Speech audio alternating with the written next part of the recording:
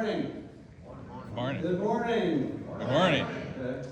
I'm glad to see everybody here, especially after I saw the bourbon bottle start to go dry, yesterday at the reception. So, thanks for sticking with us. Third day of the conference. We've talked about many things, right? We talked about regulatory, government policy, tariffs, the whole 9 yards. Now we're going to take it in a little different direction and talk about talent. I'm truly honored to be speaking with you. Something I'm most passionate about, and that is finding the right talent in agriculture that's going to lead to our success going forward.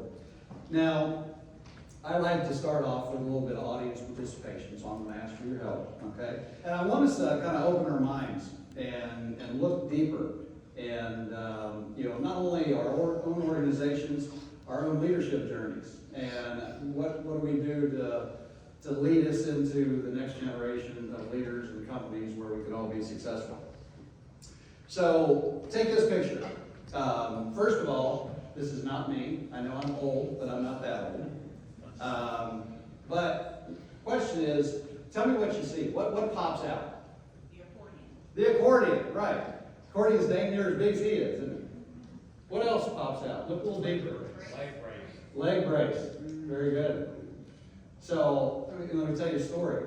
So this young man grew up in the Great Depression, had polio when he was 3. Walked on crutches all of his life until his shoulders gave out and he did a mobile cart. He was the first of his family to go to college. Of all things, got a music degree and was a music teacher and guidance counselor. He had 6 kids, and later in life he joined politics. He was a state government, state representative for many years. He was director of agriculture for the state of Ohio, and then later in life he left public life and went to work for private industry, and of all things, leadership development. So this is my father. And it was funny, when I was a boy, I'd go on the campaign trail with him, right? And everybody, multiple times, everybody asked him, same questions. And Dale, how do you explain, all the success that you've done in your life while being handicapped?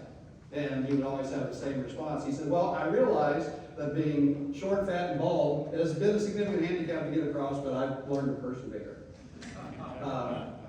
And he always had the saying, it's not what you have, it's what you do with what you have. And I think the reason why I bring this up is because I think that's the way, as we look at our own organizations and our own leadership journey, is not only will we, and I'll show you how we're going to need to attract talent from across industries to fill the talent void, but then in many cases, what are we doing with our own teams, our own leadership, developing it, not what you have, it's what you do with what you have. So we're going to have to look at both ways. And so we're going to talk a little bit about setting the stage, what's led us to this, leadership vacuum that we're facing, and talking with many of you here this week. I think we all sense it, we all see it. The question is, what are we doing about it, intentionally? And then we'll see how that manifests itself all the way up to the C-suite. What's the cost of poor leadership? What companies need to do, and then maybe have a little fun at the end. Okay, so my only commercial. So yeah, as Terry mentioned, I work for Kincannon Reed. We're the largest global executive search and leadership development firm focused solely on ag. We're global. We span 55 countries. We've placed over 600 executives since 2019. And we have a unique fit because our clientele is anywhere from big basic manufacturers to Pepsi, and everywhere in between, consumer packaged goods, pet food, things like that. We all of us have the same challenges, right? Trying to find that right leader that really fits our organizational culture and is going to be successful. Now, a couple years ago, then we started K&R Edge, which is a whole suite of leadership development services, from executive coaching, leadership team assessments, succession planning, which we're going to have to be doing a better job of. And so we try to look at talent end to end, finding the right talent, but then developing not what we have, it's what you do with what you have in many cases. Okay, so I normally don't do this, but I will read this because it was funny. When Terry and I first started talking about this, literally within days, both of us saw this on the internet. And we're like, yeah, that, And so, let me read it. We're moving from a 40-year period of very stable senior leadership of farms, agribusiness, and ag organizations into a period where the pipeline of farm-grown leadership is scarce, and organizations will be required to look for younger leaders outside traditional talent channels. New perspectives, new strategies, new ideas will fill executive leadership teams from farm to fork. Leadership more likely to take risks, chart bold new directions, and rethink long-held assumptions. So if you're a fan of change, this coming decade is for you. Or as another quote that I heard, if you dislike change, you'll dislike irrelevance even more. So I think that comes to mind, a story that I saw. So you had a family-owned business in the Midwest, and they built a small grain farm into a major exporter of grain to global markets. For 3 generations, they'd done this. Till they got to the point where their CEO decided to retire. Now, the board really struggled finding the right leader. Now, while they brought on somebody that had a great corporate resume, he failed to understand the nuances of agriculture. The cyclicality, the grower relationships, the traditions. Fast forward, key managers left. And by the time the board course corrected, millions had been lost, contracts had been lost, grower relationships had soured, and the company was barely holding on. Now, this isn't unique. We've probably seen some of these examples, in our careers. And it's really about finding those leaders that have the skill sets, that we're looking for, have the fit, but understand agriculture and can really navigate that environment. And so it really is the difference between the thriving business and, in some cases, a lost harvest. So how do we get here? Well, first of all, we need to look at the global population. Many of you probably have seen this. You had the boomers after World War II, and then it dipped down pretty good. Generation X, millennials, kind of Gen Z went up a little bit. I just found out doing research for this that we actually just finished Generation Alpha, those born between 2010 and 2024. And now, 2025, we've started Generation Beta.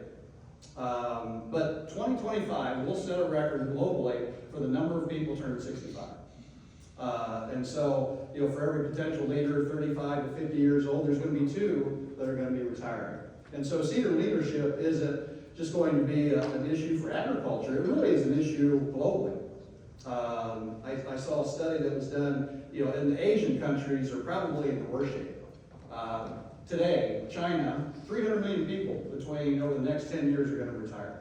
Right now they have 5 workers supporting every 1 retiree. Fast forward to 2050, that drops to 1.6 workers supporting every retiree. And all that, we're still forecasted to add another 2 billion people to this planet between now and 2050. So, it's kind of almost like there's light at the end of the tunnel, but we've got a gap now that we need to overcome. So if I take that down to agriculture now, you can really almost go back to the farm crisis in the 1980s. I think Sarah brought it up a little bit or touched on it yesterday. We fondly remember it as the pig years, and where agriculture was in bad shape back then. Balance sheets were way underwater. And so if you were, in grade school, in high school, college, and was on farm, chances are your parents were saying, you know what, maybe agriculture's not for you. That manifested itself by, you look at the ag enrollment between 1980 and 1990. While overall enrollment, increased in colleges and universities by 7%. If you look at 3 universities, University of Minnesota, Iowa State, and Nebraska, that ag enrollment declined by 37%. So really, you can trace it all the way back there to say, okay, we have global population, and now we have less people getting in ag.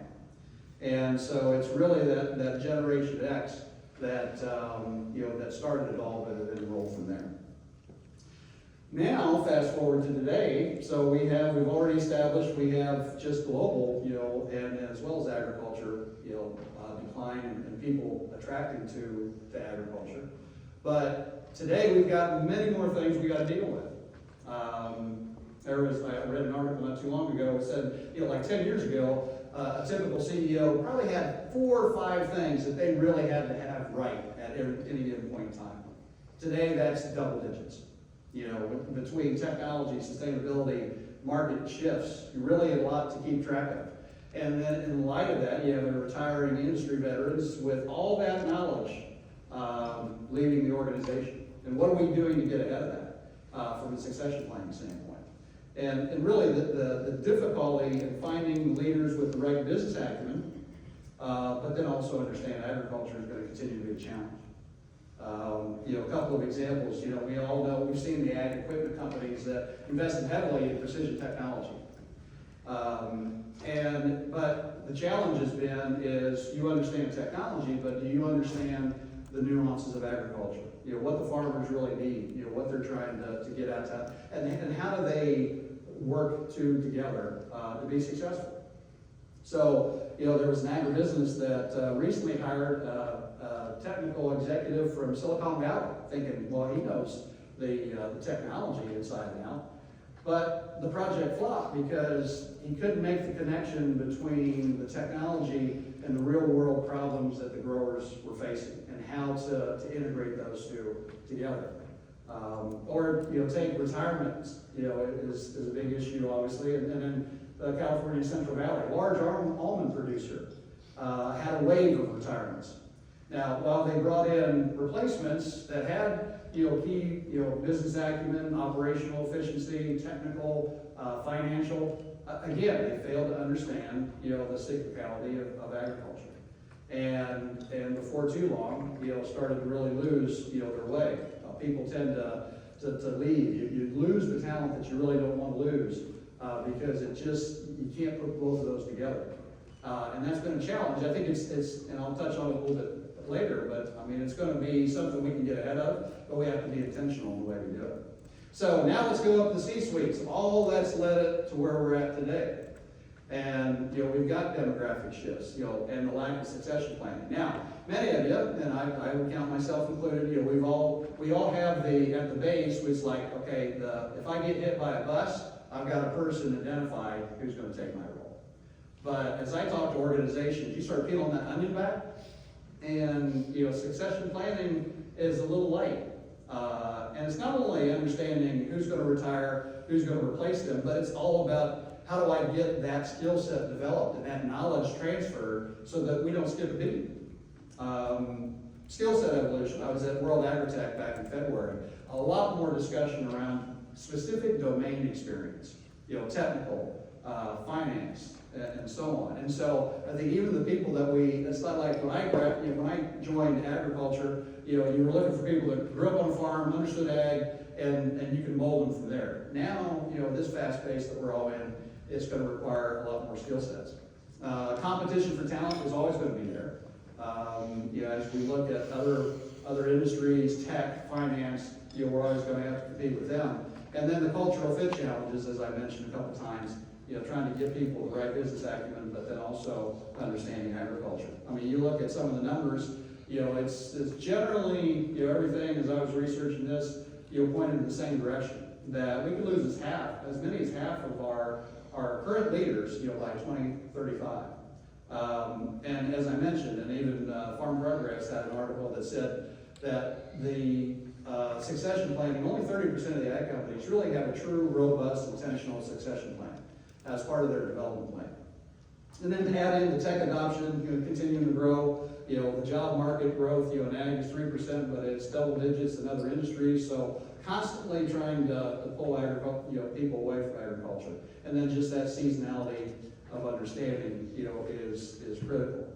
As I work with companies, and we talk about, especially on the succession planning front, what I see is we all go through, as business leaders, our strategic planning process, right? Sometimes it's a year, sometimes it's 3. I always love the 10-year strategic plans. Those are always fun. But what I see consistently is, so out of that, we have our objectives laid out. We have the strategies to achieve those objectives. We have the tactics to achieve the strategies.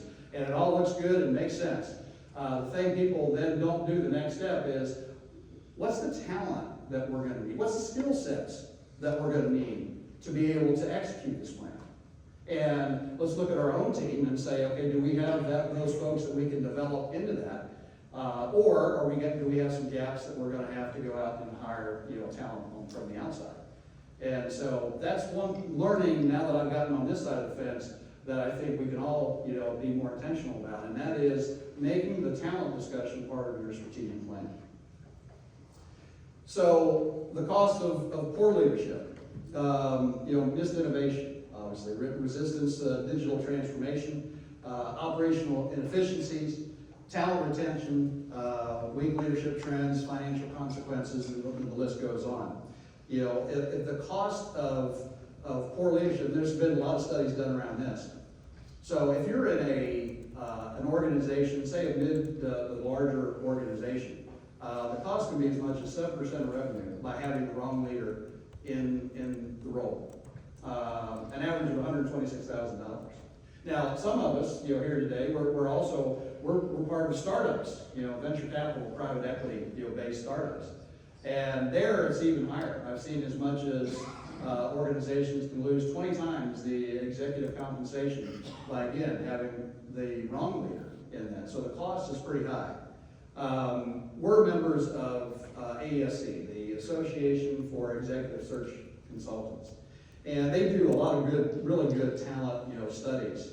And one of the questions that they asked on their last study was, as leaders, what are you looking for in your next leader? What are the skill sets? And I've seen this kind of over the years, kind of go higher and higher to now it's number one, and it's emotional intelligence. How do you manage yourself? How does that reflect itself in your management style to the rest of your team?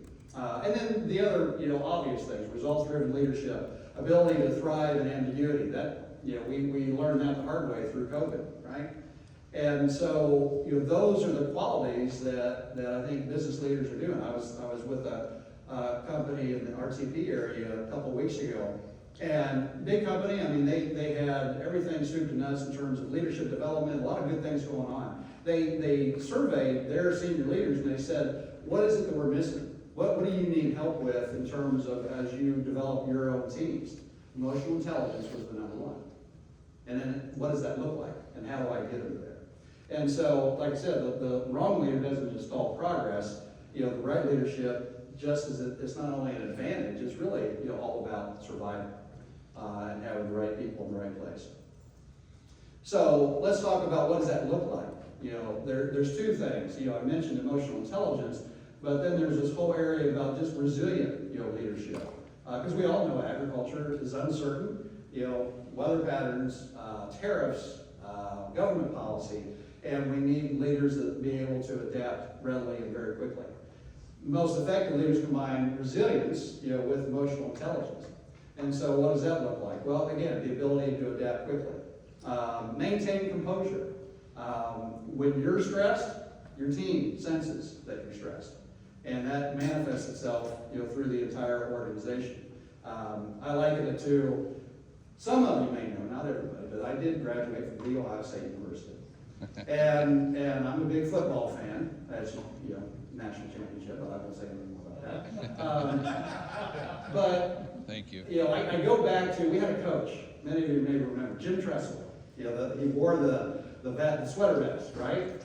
And that year we won the national championship against a huge foe in Miami. They were on a roll. But if you watch him on the sidelines, he would never deviate. They could be up 5 touchdowns. They could be down 10. They could be down late in the fourth quarter. But he was always even keeled. And I think that helped the team say that even though I'm down 10 late in the fourth quarter, we can still win this, right? And versus you see a lot of coaches that are animated, and boy, I tell you what, when it gets down, the team feels it. So maintaining composure. Foster productivity. Resilient leaders motivate their teams, sustain morale, and which leads to reducing turnover. And then encouraging leaders from setbacks. Some of you may have on Fridays, I got into the habit of after a long week, posting stuff out on LinkedIn that I see that's kind of unique, gives us a little bit different perspective, and learning from setbacks. And so the story went that a reporter was interviewing a successful bank president. And the reporter asked, well, how did you get to be so successful? What do you attribute that to? And the bank president said 2 words, good decisions. Okay, well, how did you get to learn how to make those good decisions? Was that an experience, right? And the reporter said, well, but how did you get that experience? And the bank president said 2 words, bad decisions. So we need to foster a culture within our organizations of the old, if you're going to fail fast, but have the latitude to take risks, to try things, to learn from them, and then move on. So what I tell organizations, there's 4 main things. Invest in leadership development. That's why we started K&R Edge. Because especially your younger talent, they want to see that path, right? Well, we kind of joke, it's like, they started as a sales rep and they want to be president next year. But they want to see that path. How do they develop within the organizations if you're going to keep them? And so investing in intentional investment in development, in leadership development. Don't just make an event. Many of us have been through those before. I learned a ton, but I got back into my day job and then forgot it ever happened.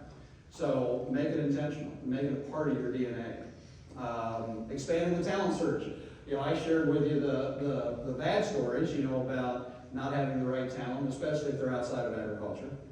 But there is a pathway to it. It means onboarding. It means how have I structured the process that I can bring maybe somebody outside of agriculture up to speed as fast as possible. And then enhancing the employee branding. If you do those things, those first 2 things, then what you'll find is you need to turn that into what is your employee value proposition? And how do I use that to attract talent into the organization? Because I want to tell you, we know we work in a small industry. We all talk to each other, and people understand and they hear about some of the cultural things that's going on in different companies, and like, hey, I really like to go work there.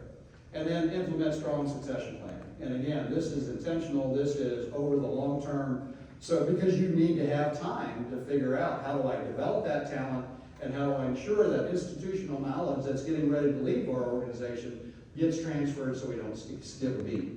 Now, we did a study recently on employees, people that are looking to join organizations. What are the main things that they want to see? And 48% of them trust and mutual respect. It's culture. I hear many more people today. When I started, with Steve Aggiby back in the day, I wanted to work for a company. Now, when you talk to folks, it's more about, I want to work for a culture. In some cases, I want to work for a person that I respect and trust, that has my back. The other thing is effective communication and collaboration. We have to realize that not all of us know everything, but we like to collaborate. We like to work with others. We like to learn through that process. And so agriculture is not about growing food. It's really about growing leaders. And the companies that invest in leadership today will be the ones that harvest it for years to come. One of the, talk about emotional intelligence, and one of the best examples, I used to work for FMC for a time, and I joined them as a product manager. And at the time, a guy by the name of Milton Steele, who was South African, was the best example I've ever seen on emotional intelligence. Because here I was as the lowly product manager, he was the global head of agriculture back in those days. But every time I got in an elevator with him, he would always say, how are those Buckeyes doing? Now, he didn't know me from Adam, right? But he took the time to understand, a couple of things about folks. And then I would have run through a brick wall for that guy, right? Because he knew me. And I think that's the challenge. So companies that invest in resilient leadership, emotionally intelligent leaders, naturally, you see higher retention rates, stronger innovation, longer term success. And the key takeaway is agriculture needs these leaders who are adaptable, composed, emotionally aware, and willing to learn from their mistakes and create learning organizations. It seems like a daunting task, but I think, again, being intentional about it, hopefully I've shown you some of the things that you take back and say, yeah, we always talk about, what's our talent strategy, but many times, the daily business takes over and we just never get to there. And so hopefully there's some things in there that you can take. Because even though it seems like a daunting task with global populations and everything else, you remember this, tomorrow is the 80th anniversary of the E-Day, victory in Europe, the end of World War II in Europe. And remember, the United States of America went from their greatest defeat at Pearl Harbor to their greatest success, their greatest victory at the Battle of Midway in just 6 months. So it can be done. So, I know this is a lot to take in. From navigating global markets to innovation, from adjuvants to crop protection to biologicals, ag stands at a crossroads. And we need the right leaders, the true visionaries, those who don't fear the storm, but can harness its power. Now, if we try yet stumble, that is no loss. But if we win, those who dare to lead will claim the highest honor. This challenge is not for the many, but it's for the bold. We who understand leadership is not a title, but a charge. We who will shape the future by making the right decisions, finding the right talent, and forging the right path. We need only those who stand with us today with courage and conviction. This crisis, the challenge of finding the right leadership, is not for the faint of heart. It is for those who dare to lead, those who can unite talent with strategy and execution, who know that success is built on resilience. Today we embark on a talent mission, not with tractors, but with vision and purpose. Those standing with us today will recount how we transform agriculture, how we united to ensure the success of our industry by cultivating the exceptional leaders who will harvest innovation for years to come. Now, the old guard may retire, but our talent advancements will persist. Our breakthroughs will become industry benchmarks. And those new pioneers who dare to redefine leadership when others hesitated will inspire agriculture's leaders for generations to come. We are a true coalition of visionaries. For those of you who stand with me today, no matter your role, will become our true inspiration, our biggest ally in building agriculture's leadership pipeline. And when those leadership revolution bears fruit, the hesitant observer will curse their indecision and hold their standing cheek, while any speak who stood with us from this day forward. Well, that was fun.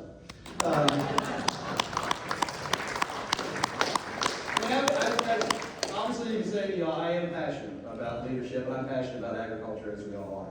We are blessed to be a part of this industry that we all grew up in. And I'm honored to be able to work with all of you to build on your successes, to build your companies one leader at a time. So, thank you.